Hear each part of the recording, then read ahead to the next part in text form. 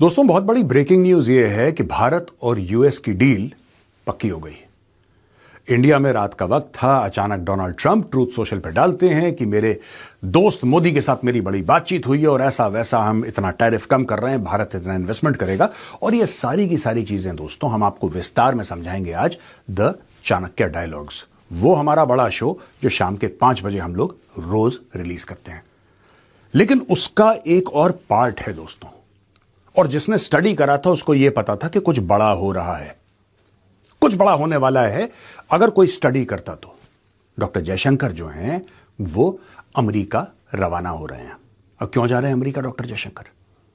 किस किस काम के लिए जा रहे हैं? लोग तो यही कहते हैं ना कि भारत के रिश्ते यूएस से बहुत खराब हैं इस वक्त, और हां ठीक है, अब एम्बेसी लेवल पे बातचीत चल रही है, ambassador to US, ambassador to India, ये आपस में बातचीत कर रहे हैं, फॉरेन मिनिस्ट्री। लेकिन डॉक्टर जयशंकर का जाना, ये क्यों जा रहे हैं? आज का वीडियो डॉक्टर जयशंकर की यूएस विजिट के नाम। लेकिन उसके पहले दोस्तों मैं आपको यह बताना चाहता हूं कि यह है दी चाणक्य डायरीज। यह भारत की सबसे बेहतर मैगजीन है, सबसे अच्छी मैगजीन है जियोपॉलिटिक्स, डिफेंस और नेशनल सिक्योरिटी के ऊपर।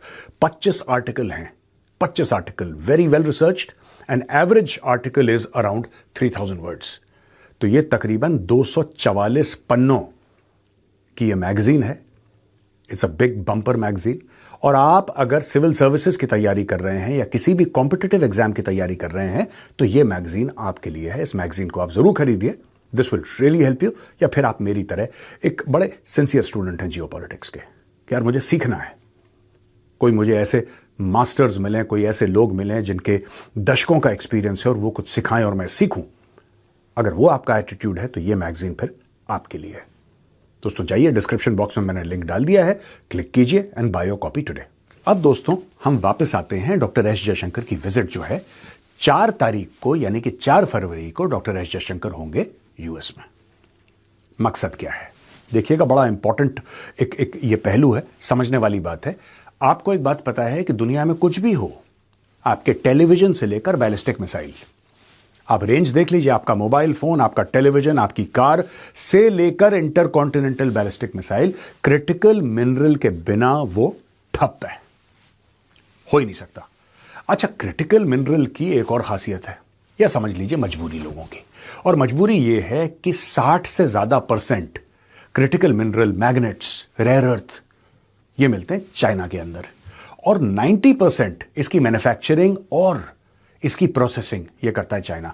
यानी कि 60% से ऊपर चाइना के अंदर पाए जाते हैं और 90% से ऊपर चाइना ग्लोबली इसको प्रोसेस करता है, मैन्युफैक्चर करता है।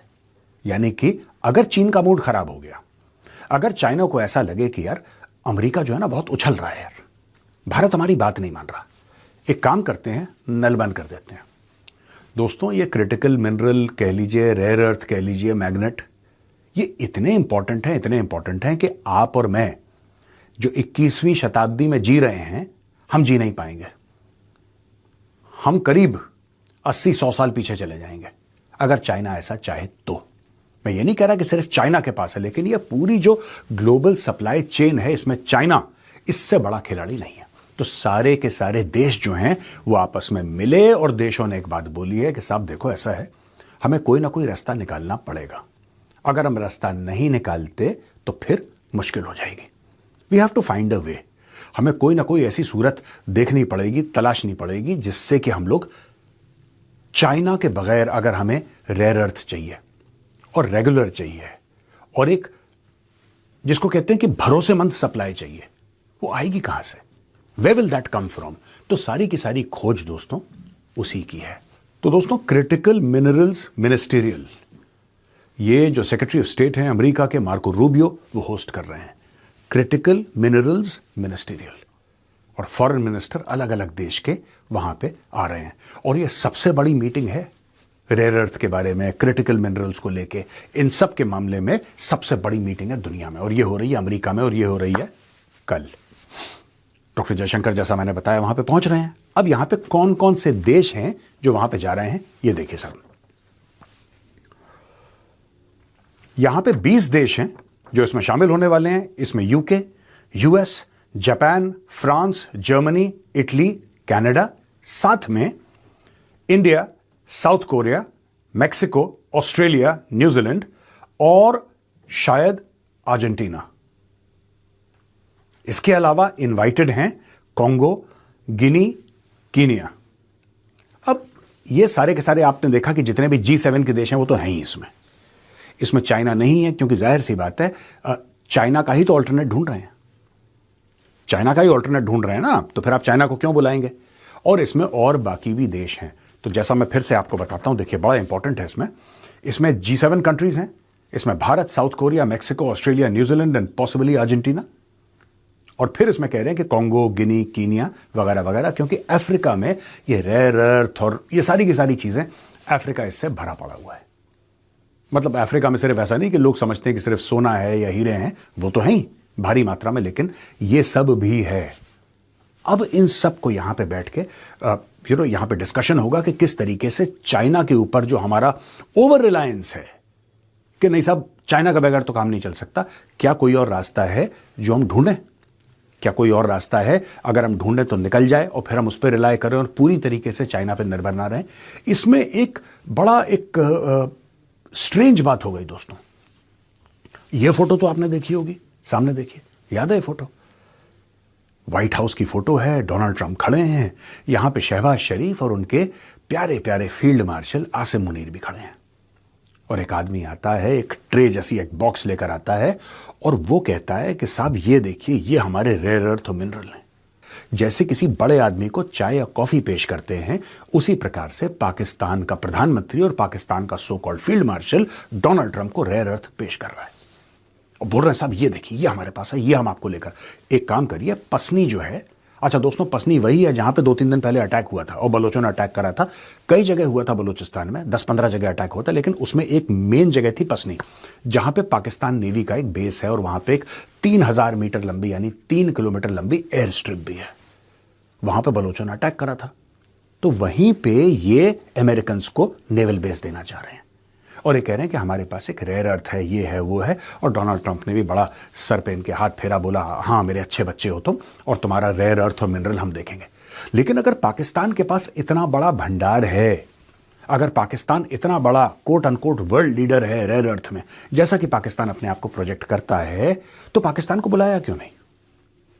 क्या पाकिस्तान को बेवकूफ बनाया गया? क्या पाकिस्तान को यह बताया गया कि नहीं ठीक है, ये सिर्फ चूरन जो है ये तुम्हारी कौम को खिलाने के लिए, लेकिन तुम्हारी इतनी औकात नहीं है कि उस टेबल पे बैठो?